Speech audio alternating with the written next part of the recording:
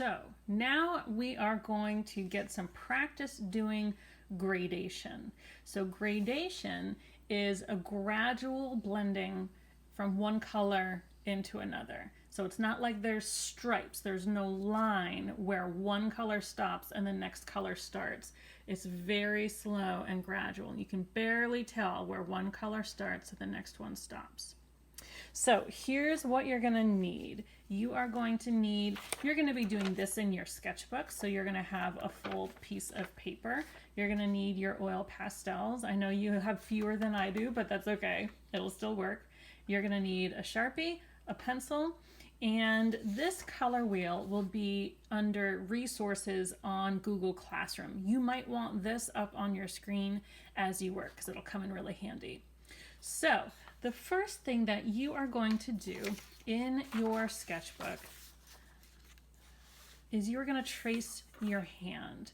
Now, you don't need to hold it this way. You don't need like the whole page, with your hand filling it all up.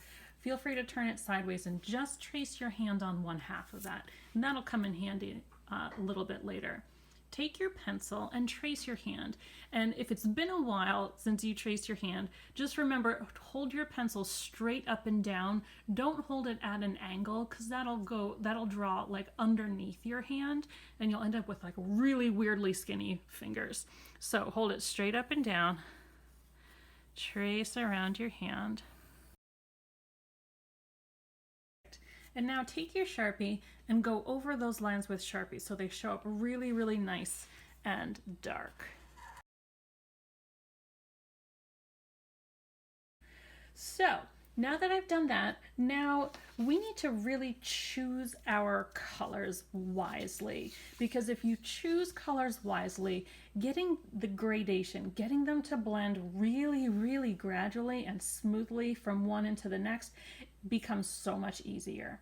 Okay, so that's where the color wheel is going to help me. So I'm going to just pick a color that I'm going to start with.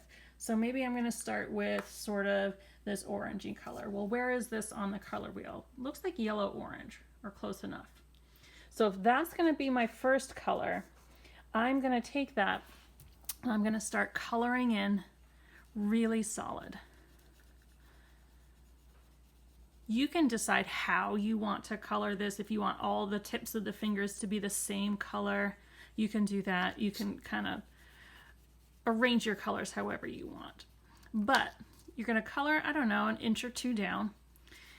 And that's the color I started with. Now I need to choose a color that's going to blend really well with this yellow orange. So I need to choose what's called an analogous color. Analogous colors are right next to each other on the color wheel, which is why this is a really useful tool for this project. So if I started with yellow orange, my next color can either be yellow or orange. Okay, I'm not going to skip around though. I'm not going to say I'm going to start with yellow and then I'm going to go to red. I'm not going to skip these. Stick with analogous colors, and I'm going to go with orange next. So I'm going to grab my orange oil pastel. Now watch what I'm going to do. I'm going to color my next section. Again, a couple of inches down.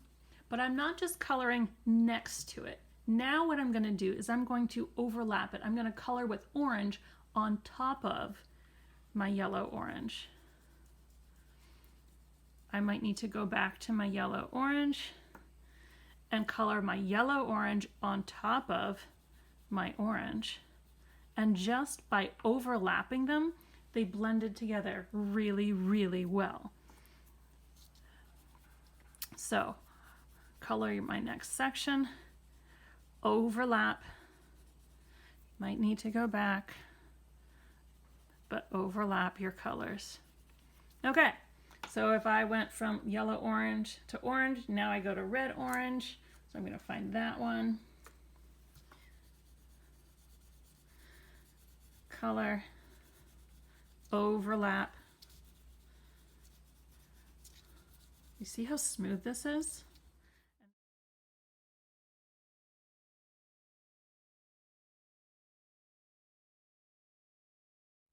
All right. right, so my hand is completely colored in. Now, you're only doing it on this half because if you need to like test your colors before you do them on your hand, that's fine. That's a great place to do it. So I wanted to give you that space to just test things out so that you can figure out what you're doing before you have to do it here. All right, so before we do anything else, you need to remember that you have to put your name and the date on everything you do in a spot where it's going to be photographed with your work. So I'm not going to put my name and date over here because when I photograph my work, I'm not going to include all of the craziness over here. So I'm going to put my name, Miss Bucknam, and today's date right there. And I'm done. I'm ready to now photograph this, but I got some stuff to clean up. All right, when you're coloring with oil pastels, it's really common to get it on the table. Here's the best way to clean up oil pastels. You're not going to use water. You're not going to use soap. You don't need any like cleaners or, anything like that. All you need is a dry paper towel. Crumple it up, press down, and scrub it off. All right, that's it. Works pretty great. Hopefully you're not doing this like on your sofa. You can't really scrub it off a sofa or fabric. So work on a table, work on the floor if you need to, but work on a hard surface so you can clean up when you're done. All right, that's it. Good luck.